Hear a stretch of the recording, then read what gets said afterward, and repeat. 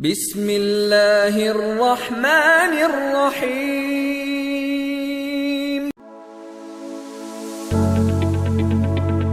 السلام علیکم ورحمۃ اللہ۔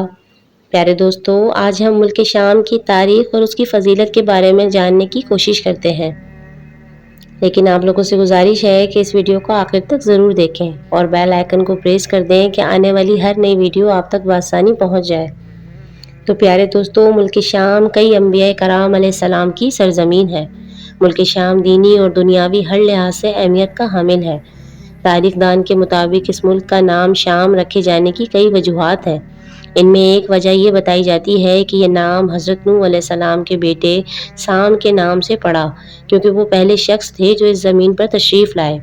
شام چونکہ عربی لفظ نہیں ہے، لہٰذا جب اس لفظ کو عربی میں تبدیل کیا گیا تو یہ سام سے شام ہو گیا۔ پیارے آقا صلی اللہ علیہ وآلہ وسلم نے اپنی زندگی میں ہی ملک شام کے فتح ہونے کی خوشخبری سنا دی تھی۔ چنانچہ حضرت ابوبکر صدیق رضی اللہ عنہ کے دور خلافت میں شام کے مختلف علاقے فتح ہونا شروع ہو گئے تھے، اور خلافت فاروق اعظم رضی اللہ عنہ میں شام مکمل طور پر فتح کر لیا گیا تھا، جس سے دین اسلام کو بے حد قوت ملی اور اسلامی ریاست بہت تیزی سے پھیلی۔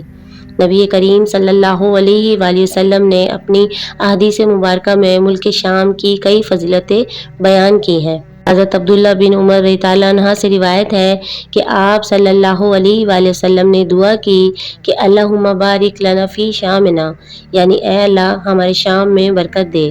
اس دعا کی وجوہات بیان کرتے ہوئے علماء کرام فرماتے ہیں کہ شام ہی میں قیامت قائم ہوگی، اور شام فلسطین سے متصل ہے اور فلسطین میں بیت المقدس واقع ہے، اور 40 ابدال بھی وہیں رہتے ہیں۔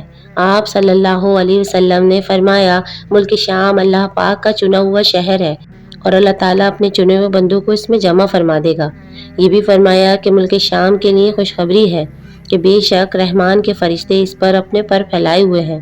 حضرت ابن حوانہ رضی اللہ عنہ سے روایت ہے کہ آپ صلی اللہ علیہ وآلہ وسلم نے ارشاد فرمایا کہ عنقریب یہ صورتحال پیش آئے گی کہ تمہارے مختلف لشکر ہو جائیں گے، ایک شام کا لشکر، ایک یمن کا لشکر اور ایک عراق کا لشکر۔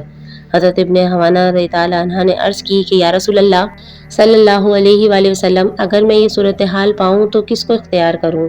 تو آپ صلی اللہ علیہ وآلہ وسلم نے ارشاد فرمایا شام والوں کے ساتھ رہنا، کیونکہ وہ اللہ کی زمین میں بہتر ہوگی، اور اللہ تعالیٰ اپنے نیک بندوں کو اس میں جمع کر دے گا۔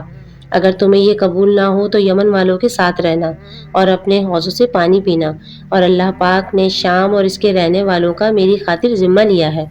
علماء کرام فرماتے ہیں کہ آپ صلی اللہ علیہ وآلہ وسلم نے شام والوں کے ساتھ رہنے کا حکم اس لیے دیا کیونکہ فتنوں کے دور میں ایمان و عافیت کا مقام ملک شام ہوگا۔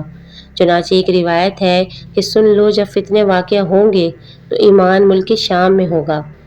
تو پیارے دوستو، ہمیں دعا کرنی چاہیے کہ اللہ ہمیں بھی اپنے پسندیدہ اور نیک بندوں میں شامل کر لے۔